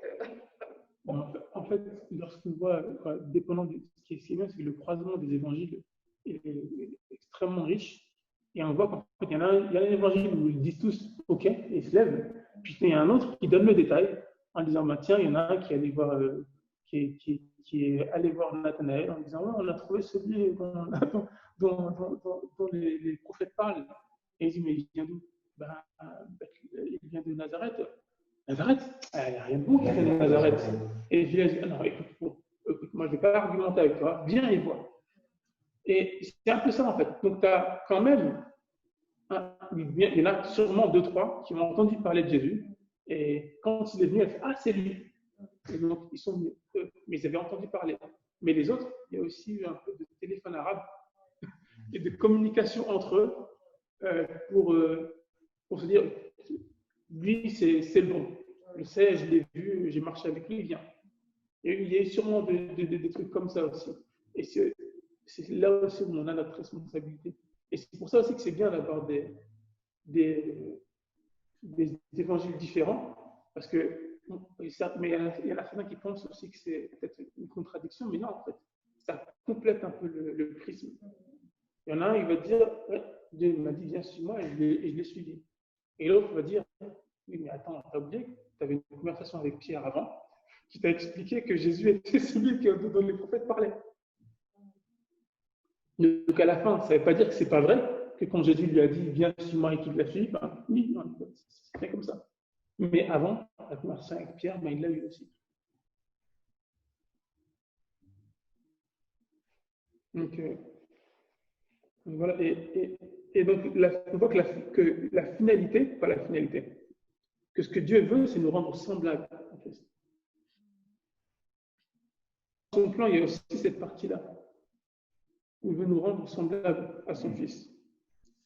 Son Fils, lui-même, quand même garde l'autorité, c'est le premier, mais il veut nous rendre semblables à son Fils. Et derrière, la cerise sur le gâteau, c'est le verset 30. Ce verset-là, c'est un verset que je pense que là, on va l'effleurer aujourd'hui. Mais je pense, je ne sais même pas si à la fin de ma vie, j'arriverai à comprendre toute la gloire qui est dans ce verset. Mais c'est ceux pour qui Dieu a pris d'avance cette décision, il les a aussi appelés. Ceux qu'il a appelés, il les a aussi rendus justes devant lui. Et ceux qu'il a rendus justes, il leur a aussi donné part à sa gloire. Wow. Donc, Dieu nous a appelés, mais il n'a pas juste fait ça. Donc, on a une part de responsabilité. On a répondu oui, mais et Dieu derrière nous a rendus justes. Derrière, il nous donne part à sa gloire. Et on sent qu'il y a une progression, en fait. C'est l'artifice. Oui, il y a une progression. Ça va crescendo. Ça, c'est sûr. Parce que, oui, le verset 30, ce qu'il a prédestiné, il a aussi appelé. En fait, si on va suivre, je dirais, la théorie des calvinistes, s'il nous avait déjà prédestiné, il n'aurait pas besoin de nous appeler, en fait.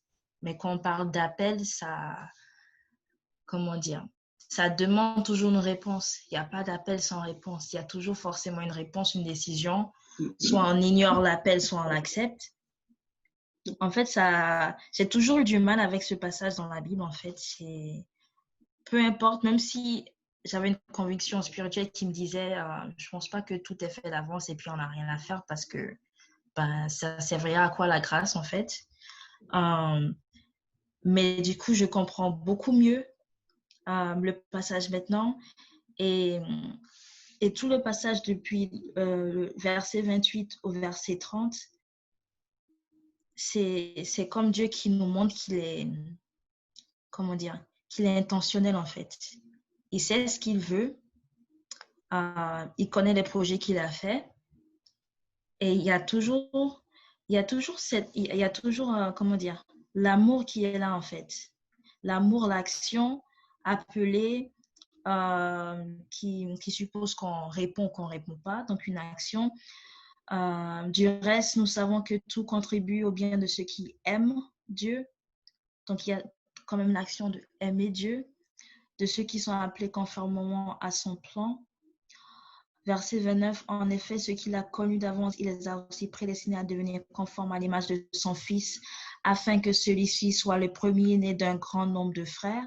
Donc, il y a là la formation d'une famille, en fait. Il y a une formation, c'est-à-dire qu'il n'y aura pas que Jésus, mais il veut vraiment que la manière dont il a aimé, il aime Jésus, en fait, le Père aime Jésus, que ça soit vraiment quelque chose qui soit vécu globalement par toutes ces créatures humaines, en fait. C'est ça la possibilité qu'il donne. Parce que c'est vrai que au baptême de Jésus, le Saint-Esprit descend, le Père s'exprime, oui, c'est mon fils bien-aimé, etc. Je dis, ah oui, d'accord, et nous alors? J'ai déjà eu cette pensée-là. Et en fait, Christ a eu la concentration, il a la concentration de tout l'amour de Dieu, de toute la justice de Dieu. Mais ce n'est pas pour qu'il le garde en fait pour lui, en fait. C'est pour que nous, du coup, on puisse avoir cette possibilité-là, d'avoir tout l'amour de Dieu. Donc, c'est vraiment beau. C'est-à-dire qu'un passage qui a pu être complexe ou qui peut apporter des questionnements, ça donne une image, je sais pas, une image d'amour. Verset 30, ceux qu'il a prédestinés, il les a aussi appelés. Ceux qui les a appelés, donc, je vous ai prédestinés, je vous ai aussi appelés. Je vous déclare juste. Ceux qu'il a déclaré juste, il leur a accordé la gloire. Je ne sais pas. C'est plus que la restauration. Là, on a le bonus de la gloire, quoi. Enfin, c'est pas quelque chose qu'on mérite. C'est vraiment la grâce de Dieu. C'est waouh. Franchement, ouais. Ce que tu viens d'expliquer, Marion, ça m'a ramené dans ma fête, là, la super fête. Oui. Oui. Ouais, en fait, ouais, c'est ça, en fait. Il a tout préparé par nous aussi. On va tous célébrer ensemble. Enfin, ce qu'il a prévu. Oui, normalement, l'autre, c'est celui qui est le plus quand il reçoit, enfin, on le distingue, enfin, on le distingue quand même, et là, enfin, voilà, il veut nous faire partager ça aussi.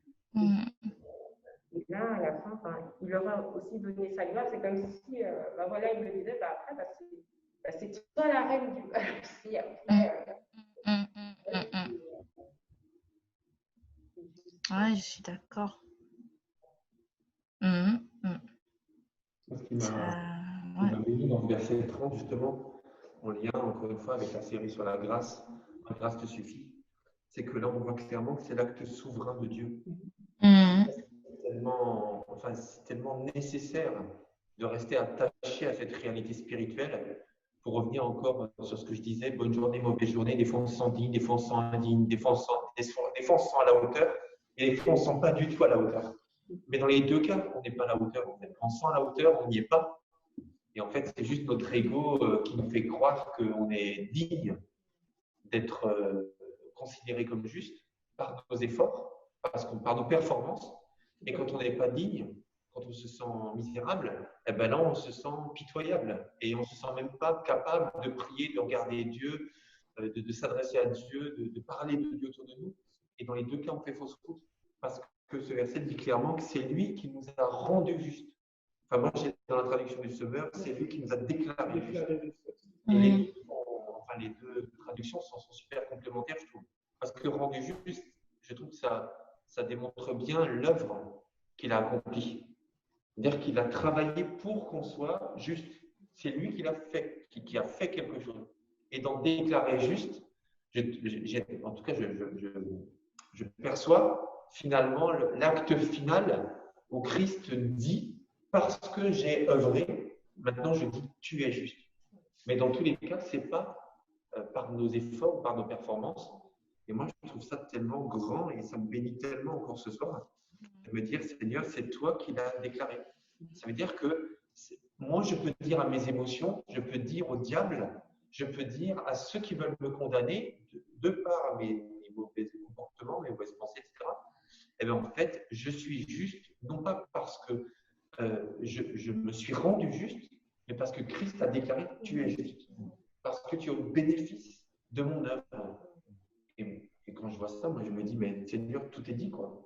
Moi, je suis maintenant, comment on peut dire, au bénéfice et même caché dans ta justice. C'est merveilleux, c'est vraiment puissant. Tout à fait, tout à fait. Et c'est vrai que dans cette progression-là, lorsqu'on parlait juste avant de la prédestination, il a choisi d'avance, il a préparé d'avance. Et là, on voit qu'il y a une progression pour ceux qui sont préparés d'avance. Mais le terme appelé, en fait, c'est pour ça que je l'avais mis en titre, en intitulé, c'est celui-là qui me plaît le plus dans tout ça. C'est-à-dire que Dieu, même s'il voit tout, il sait tout, il se permet d'intervenir. Il y a un appel quand même qui est envoyé. Et l'appel, c'est pas un appel qui est anodin, mais c'est pas un appel qui est non plus, comment dire, qui est très précis, qui est envoyé juste pour une personne, ainsi de suite. En fait, c'est un appel qui est pour... Moi, ce que je comprends, c'est que c'est un appel qui est pour tout le monde. Dieu appelle, il interpelle, et derrière, il y a un choix. Et après ce choix, voilà, et là, je me suis dit, waouh, c'est-à-dire que Dieu, il interpelle, il nous appelle, il nous dit, bon, voilà, ok, je vois tout, je sais tout. Mais toi, tu fais quoi? Est-ce que toi, tu veux me suivre? C'est comme Jésus, en fait, qui dit, viens, suis-moi, à des disciples qu'il connaît déjà. Et Dieu, il les connaît déjà. Et c'est pour ça que quand ceux qu'il a ainsi destinés, Dieu il voit ça, donc il sait qui va l'accepter, qui ne va pas l'accepter. Néanmoins, il appelle. Et il pourrait très bien se dire, ils vont conclure par la nature, ou bien par ceux qu'ils observent, que j'existe, et pas en moi. Et donc il pourrait très bien ne pas intervenir et toujours être Dieu, et toujours être juste. Concernant la volonté du Seigneur de nous sauver, moi ça m'a fait penser à un verset dans Ézéchiel 33, 11, où le Seigneur dit, c'est vrai, je suis vivant, le Seigneur, l'Éternel le déclare, Je ne prends aucun plaisir à la mort du méchant. Je désire qu'il abandonne sa conduite et qu'il vive. Détournez-vous. Détournez-vous donc de votre mauvaise conduite. Pourquoi devriez-vous mourir, gens d'Israël? Il parle du juste qui reste dans sa droiture, etc. Il parle de la sentinelle, en fait. Oui, voilà. Le Seigneur, son but ultime, c'est vraiment que tout le monde vive, même le méchant. Surtout même le méchant, parce que le Seigneur, il est venu pour les malades. Tout à fait. Donc, voilà, c'est vraiment sa nature. C'est dans sa nature et ça, c'est l'apogée de l'explication. Le verset 30, là, quand il dit ce qu'il a ainsi destiné, il les a aussi appelés à lui. Ce qu'il a ainsi appelés, il les a aussi déclarés justes. Et ceux qui déclarés justes, il les a aussi conduits à la gloire. C'est l'appel, après il te prédestine, après il faut accepter l'appel et ce qu'il a appelé, ben, forcément tu es justifié à travers Jésus, comme dit par grâce, comme dit Philippe, etc. C'est vraiment le but ultime du Seigneur. Tout à fait. Et moi, ce que je voulais faire, en fait, c'est aussi démystifier un peu ce terme prédestiné. Parce qu'il y a beaucoup de... Le problème, c'est que quand on entend les gens parler, on rentre dans des discussions philosophiques, ainsi de suite, des fois, ça peut un peu laisser une empreinte et laisser une mauvaise empreinte. On peut croire qu'un terme qui n'est pas compliqué, en fait, est très complexe. Et c'est là où, en fait, le fait j'ai un peu une démarche de déformation professionnelle. Comme je fais beaucoup de formation, mon objectif, c'est de prendre des termes complexes, de les comprendre, de les ingérer, donc les prendre moi-même, et d'essayer de les simplifier. Ou bien, soit je les simplifie, ou soit je les prends et je les mets en plusieurs incréments pour que les gens les comprennent de la manière la plus simple possible. Et en fait, le terme prédestination n'est pas si compliqué que ça. Je ne dis pas qu'il est simple, mais il n'est pas si compliqué que ça. Quand on coupe en deux, prédestination, on coupe avant, on pré, avant, destination, donc enfin. Donc c'est un peu ce que Dieu dit quand il dit je suis l'alpha et l'oméga. Okay. Il connaît le début, il connaît la fin. Voilà. On pourrait s'arrêter là. Parce que je l'avais dit tout à l'heure, hein, la définition de ce terme. Mais en fait, on dit ceux qu'il a prédestinés. Ceux pour qui il connaît le début et la fin. C'est ça en fait. Oui, c'est qui? Toute l'humanité. Et c'est là en fait où ça démystifie un peu le truc. Oui, Dieu il connaît le début et la fin de toute l'humanité. Et là, toute l'humanité, il les appelle à lui. Mais là, dans cet appel, il y a ceux qui répondent. Et ceux qui répondent, dépendant de la réponse, parce que tu peux dire oui, tu peux dire non, attention, on a le libre arbitre et Dieu nous laisse ce libre arbitre. C'est très important pour lui et c'est important pour nous aussi. Et donc il nous laisse ce libre arbitre. Et on a ce choix. Et lorsqu'on répond à ça, et bien là, si la réponse est positive, là, il nous rend juste. Il faut qu'on accepte ceci. C'est un peu comme Dieu qui appelle lorsqu'il appelait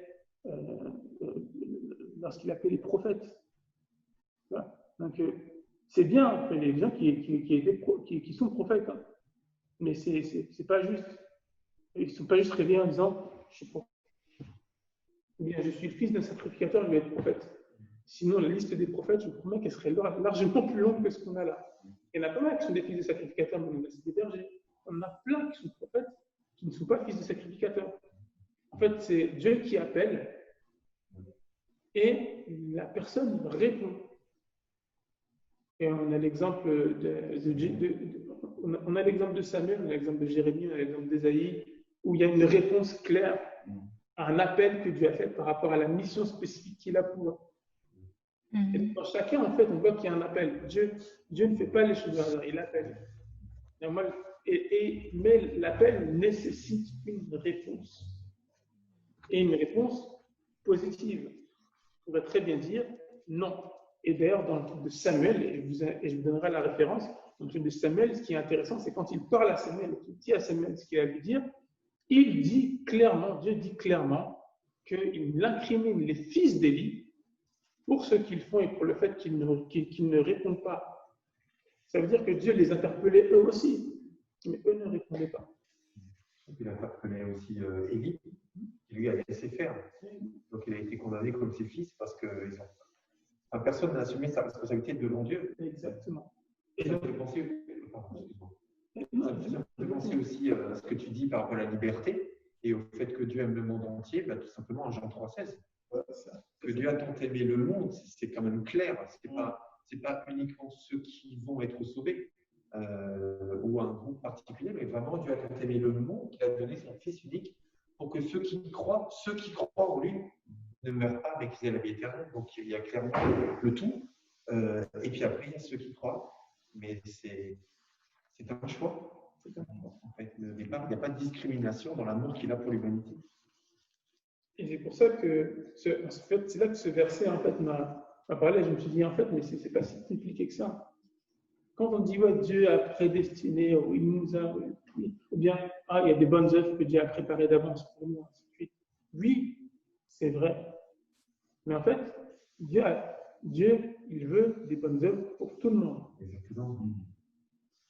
Et là, on fait la distinction. Moi, je fais la distinction entre la volonté de Dieu, ce que Dieu voudrait pour tout le monde, et ce qui est fait dans les faits. Et il faut faire la différence. Parce que Dieu aussi, et Dieu fait la différence, et je sais que Dieu fait la différence, parce que Dieu lui-même, il se montre comme un père. Et en tant que père, moi, je veux que mon fils soit tout le temps poli. Mais des fois, il ne veut pas dire pardon, il ne veut pas dire merci. Donc, est-ce que ça veut dire que mon fils ne fait pas ma volonté? Dans ces cas-là, oui. Quand il ne le fait pas, il ne fait pas ma volonté. Ça veut dire que ma volonté est qu'il soit dans cet état-là? Non. Et donc là, il y a une distinction qui se fait, et il faut qu'on fasse la distinction. Il faut vraiment qu'on voit la différence entre ce que nous, on fait de notre état et ce que Dieu veut pour nous. Et après, on aspire aussi à aller dans ce que Dieu veut pour nous. Et là, le point culminant de ce verset, c'était vraiment ça. Il les a appelés, et après, il les a détruits. Il les a appelés.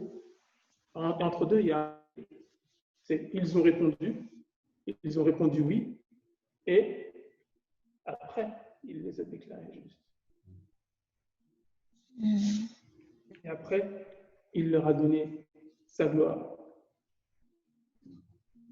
Et là, je me dis, waouh, on aura la gloire de Dieu. On a une part dans la gloire de Dieu. Si vous vous rappelez, si vous connaissez ce chant qui dit nous tous qui reflétons le Seigneur de gloire, à visage découvert comme dans un miroir. Et à chaque fois, cette chanson, quand je la chante, je me dis waouh, elle est belle quand même, cette chanson. C'est inspiré directement des Écritures. Mais on a là, le verset est clair, on a une part qui nous attend dans la gloire de Dieu. Si ce matin on vous a dit vous avez une part dans la gloire de Dieu, est-ce que moi, ça me requinque un peu, ça me donne un peu de force et d'énergie, et ça me remotive aussi. C'est ce que dit Paul un peu plus avant, Jésus. Il estime d'ailleurs qu'il n'y a aucune commune mesure entre les choses de la vie présente et la gloire qui va se révéler en nous. Donc voilà, ça a une espérance. Et le verset d'après, c'est en effet cette révélation des fils de Dieu que la création attend avec un ardent désir. Amen. C'est ce pour quoi on est prédestiné. Romains 8, 19, c'était un verset qui était. Je crois que j'ai même un t-shirt sur lequel il est écrit. Romains 8, 19. C'est un verset qui est tellement puissant. Mais en effet, la gloire. On a une part dans la gloire de Dieu. Vous avez une part dans la gloire de Dieu si vous avez répondu à l'appel de Dieu positivement. Parce qu'à partir du moment où on répond positivement à l'appel de Dieu, ensuite, il nous déclare juste. Et il y a un processus ensuite qui nous fait prendre part à sa gloire. Je vais essayer d'éviter les termes de Cana, mais donc c'est un processus.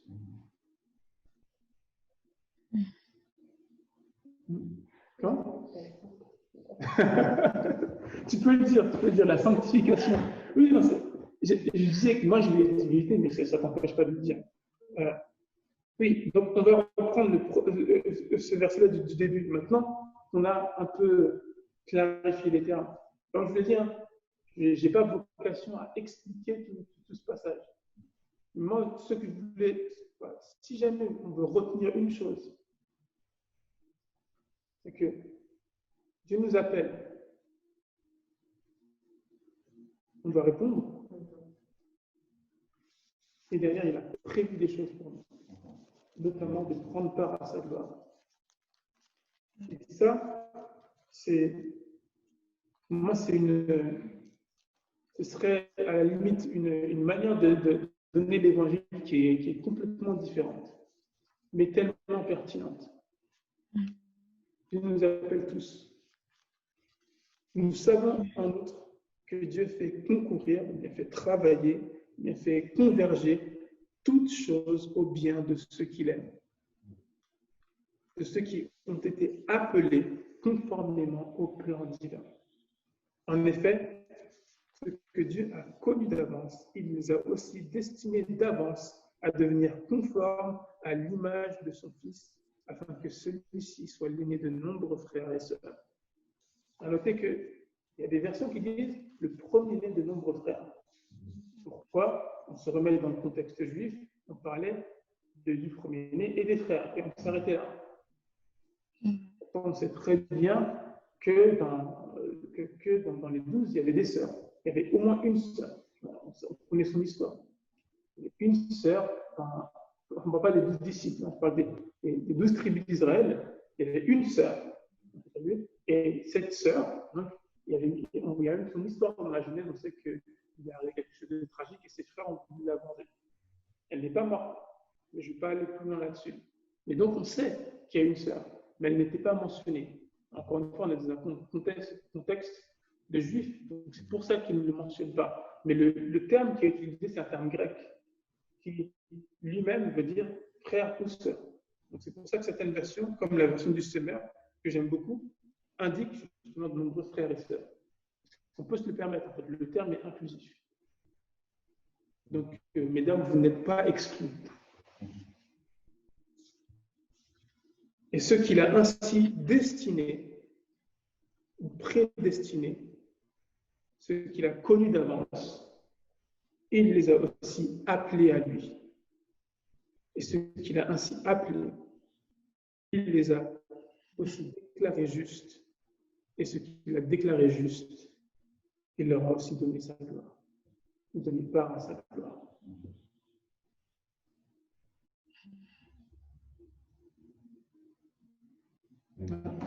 Voilà, j'espère que cette partie, cette discussion vous a aidé, vous a donné un peu du grain à moudre.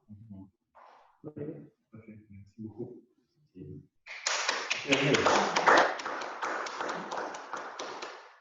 Dieu nous donne part à sa gloire.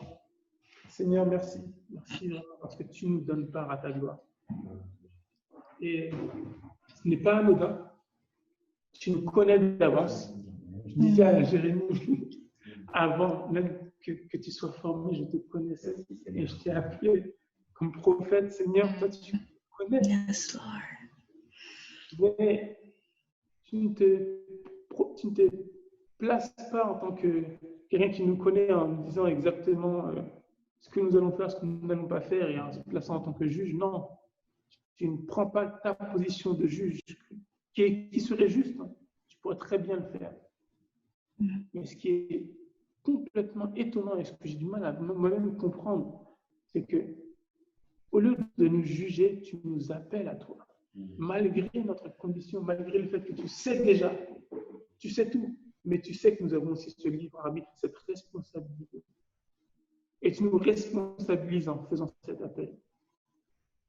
Seigneur, tu nous vois. Nous voulons répondre à ton appel.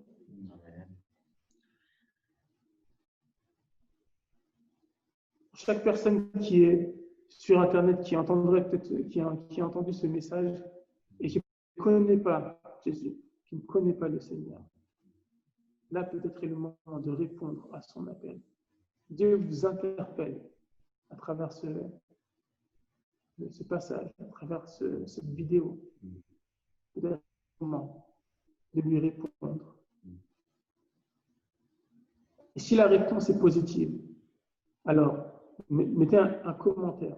Et je vous invite aussi à renvoyer un message à l'église de Pontoise, afin que quelqu'un revienne vers vous.